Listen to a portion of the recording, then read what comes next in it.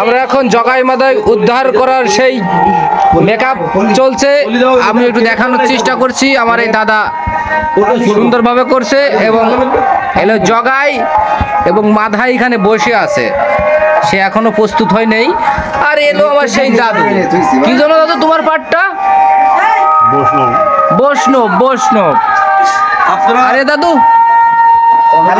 হ্যাঁ কমেডিয়ান। এই যে আমার মামুর মেকআপ চলতেছে।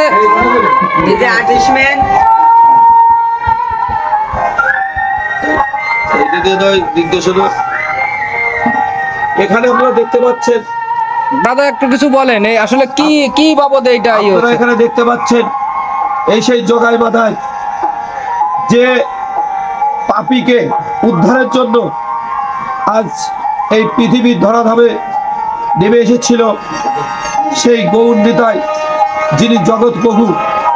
সেই জগৎ প্রভু হরির নাম দিয়ে এই মানুষকে উদ্ধারের জন্য অক্লান্ত ভাবে পরিশ্রম করে গেছেন। যিনি ভয়ঙ্কর দস্যু রূপে, দানব রূপে এই পৃথিবীর মাঝে এসেছিল, সেই জগাই মাথায় তারা নামকে, এই হরির নামকে এতটাই ঘৃণা করত যে তাদের এই হরির নাম শুনে তাদের কানে হাত দিয়ে এই নামকে তারা ঘৃণার চোখে দেখত। কিন্তু এই নদীর নাম শুনে তারা আস্তে আস্তে মানব রূপে, মানুষের রূপ ধারণ করে তারা এই হরির নামে মুক্ত হয়ে আস্তে আস্তে তারাই হরির নাম বেরাতে লাগলেন এবং মানুষ রূপে তারা মানুষের মাঝে তারাও হরির নাম আজ সংকীর্তন করে বেড়াচ্ছে।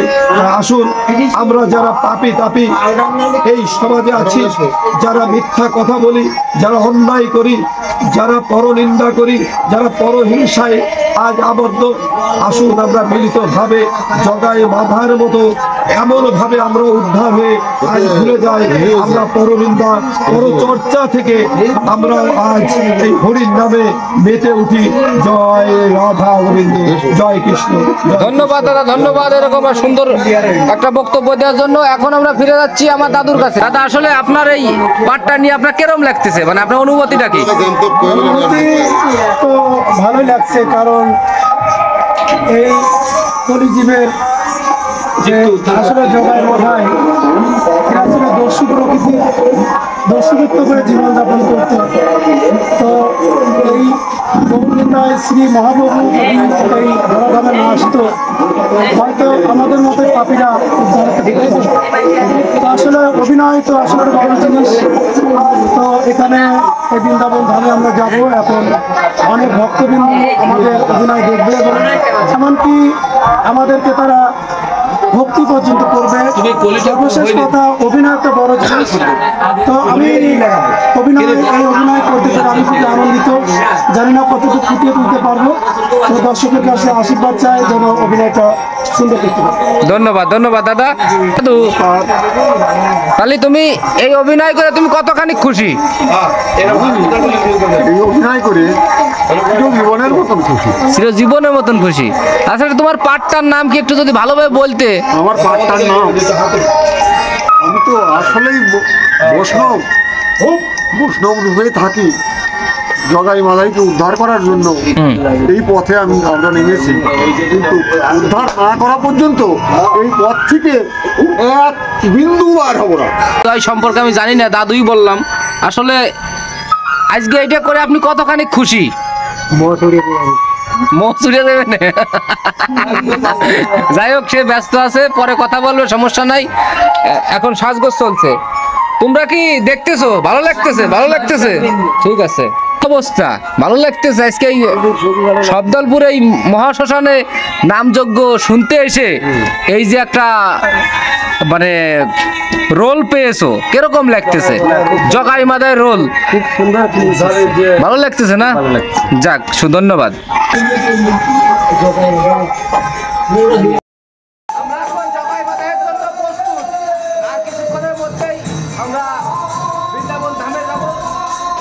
আসলে সত্যি আজকের এই মনোমুগ্ধকর পরিবেশ শব্দলপুর শ্মশান জগদ্ধাত্রী মন্দির প্রাঙ্গণে এই প্রথম আমরা শ্রী শ্রী অখণ্ড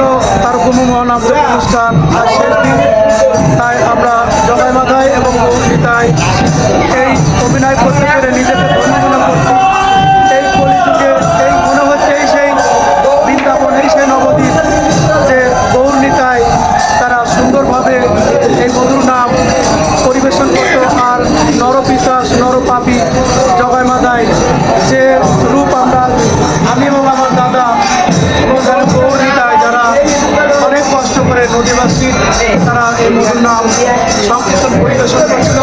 আসলে আমি এই অভিনয়টা করতে পেরে আমি নিজের অনেক ধন্যবাদ করছি। ধন্যবাদ দাদা। আপনি কিছু বলেন? ভালো লাগতেছে আমার কি অবস্থা? ভাই প্রচার হয়েছিল সেই গৌর গীতায় আসছে।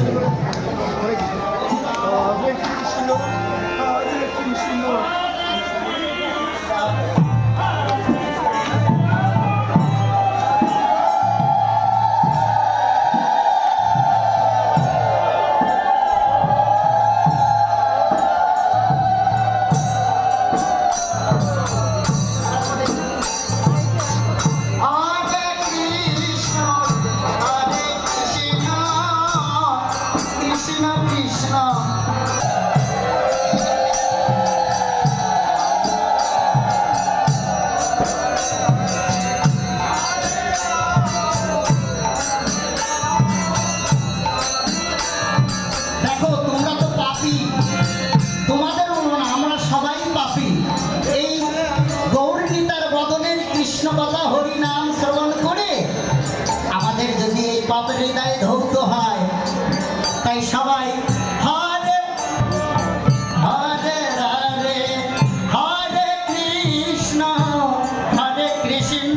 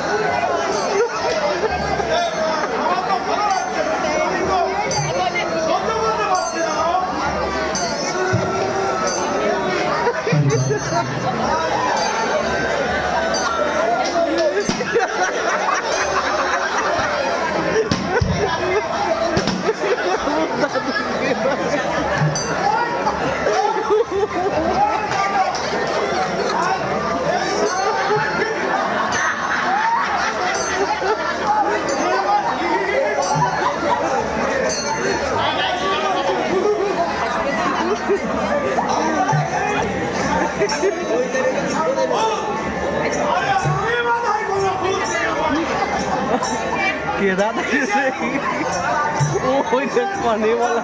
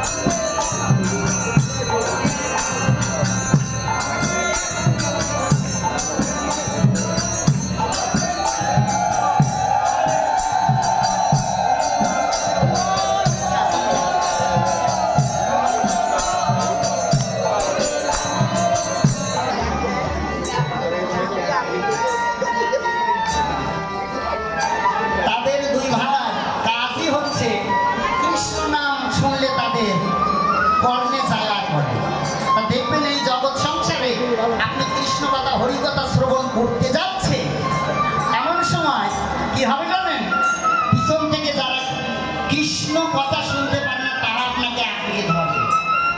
তা এদের আছে সেই তাল, দুটি ভাই সেগুলি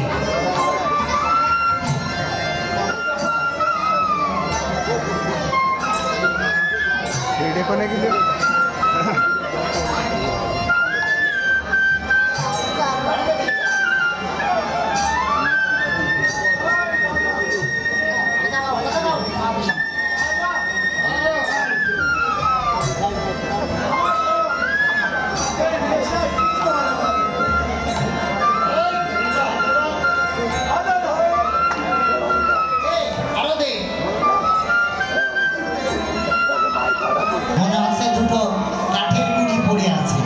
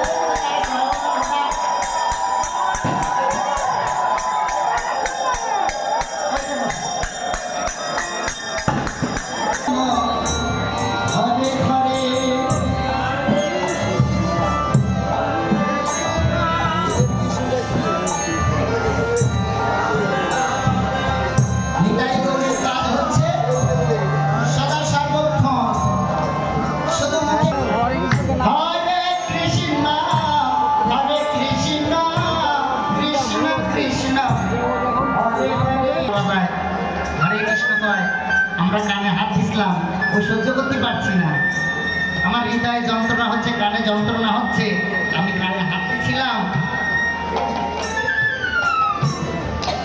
পালিয়া তুলো ধুনা ঢুকে দেবো, মাথায় বলছে তুলো ধুনা ধুনে দেবো।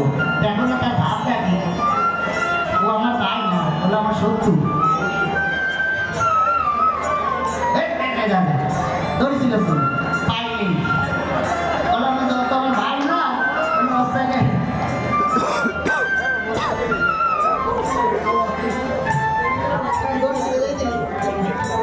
বুঝতে পাইনি। এই দেখো দেখি কি আনন্দ করতেছে, মানে মদ পাইয়ে আনন্দ আর ধরে না। হ্যাঁ দেখো নাচ দিয়েছে, কি নাচা, মানে পৃথিবী ওর থেকে আর সুখী কেউ না।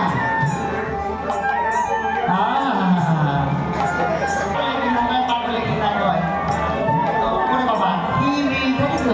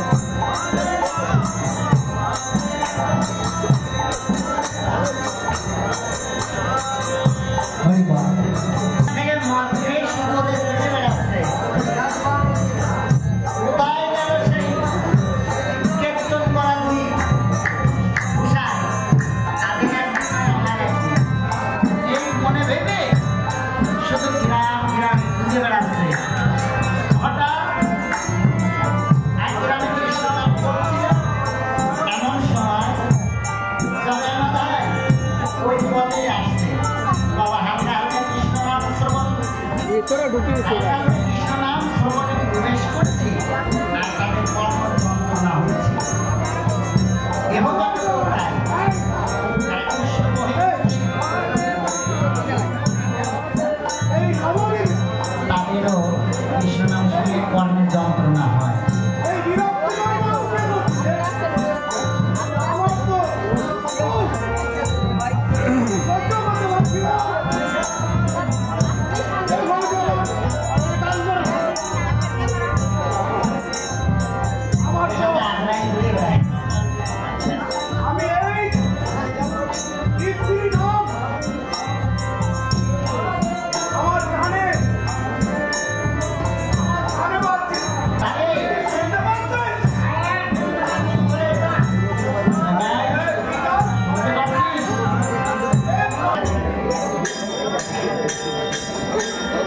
তো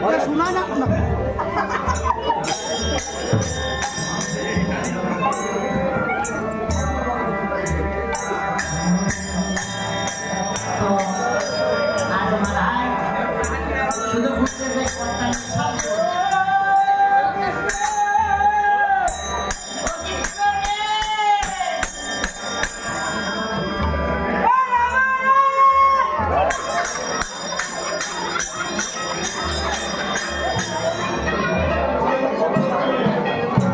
মাঝে মধ্যে বলবে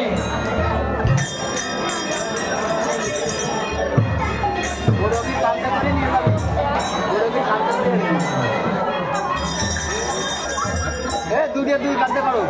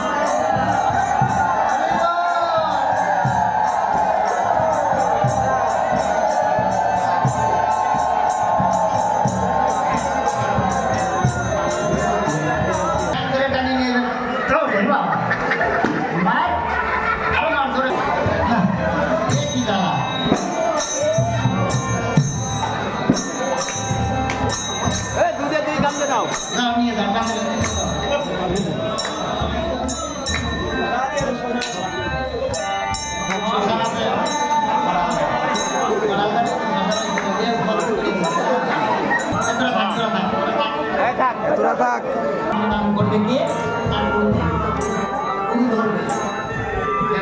না ধরলে কোনো কাজ করা যায় না।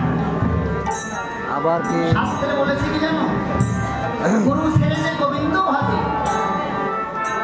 গুরু ছেড়ে যে গোবিন্দ ভাজে হচ্ছে ভাই মাধাই আমি সইতে পারছি না, আমি সইতে পারছি না, কৃষ্ণ কীর্তন করতেছে আমি আর সইতে পারছি না, তুই এর একটা বিহিত কর, ওদের থামতে বল, আমি বারবার বলছি ওদের থামতে বল, নইলে কিন্তু আমি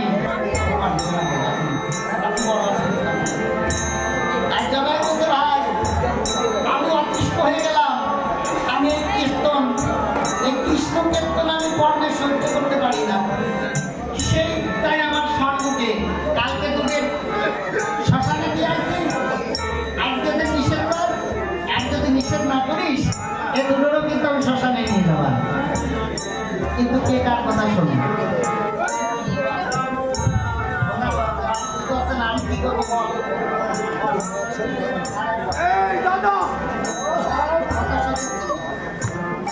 আমার তো এই মরানোর হলো। আমার এই রাত ভালো লাগছে না। আমার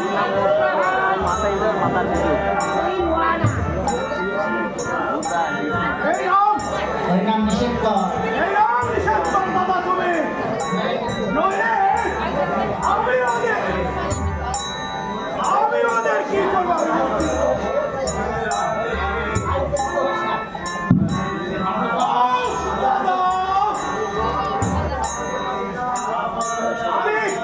মাতার বুঝুন এই রাম আমি আজ সহ্য করতে পারছি না। খুবই বিরক্তি করো। এই দাদা ভাইয়ের সাথে ফুকি না। হ্যাঁ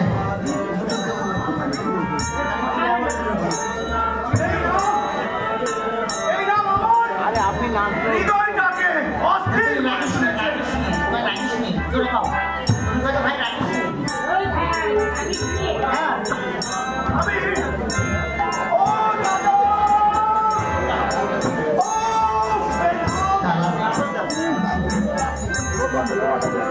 আপনি করতে তাই কি করলো মদ খেতে খেতে আজ মাথায় আরে আপনি কি করবো বুঝুন এই রাম বন্ধ করবে না। হে নাম তোরা বন্ধ করবি না। হ্যাঁ রাত পড়ে গেছে, কি হলো কলসির কাঁধা হাতে ছিল সেইটা ছুঁড়ে মারলো কার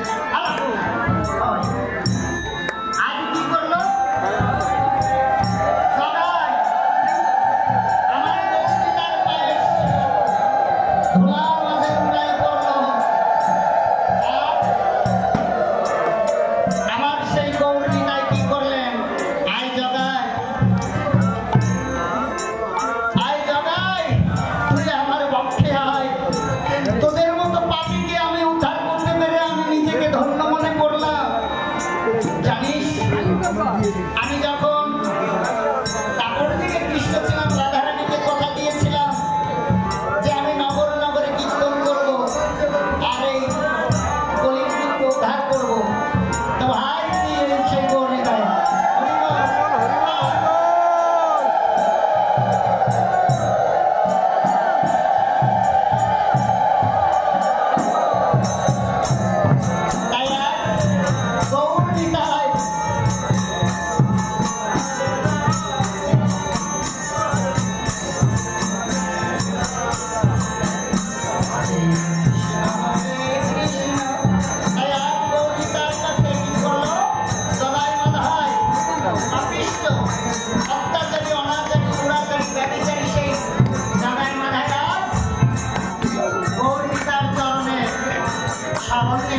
ভিক্ষে করেন। বাবা, আমাদের উচিত কি জানো?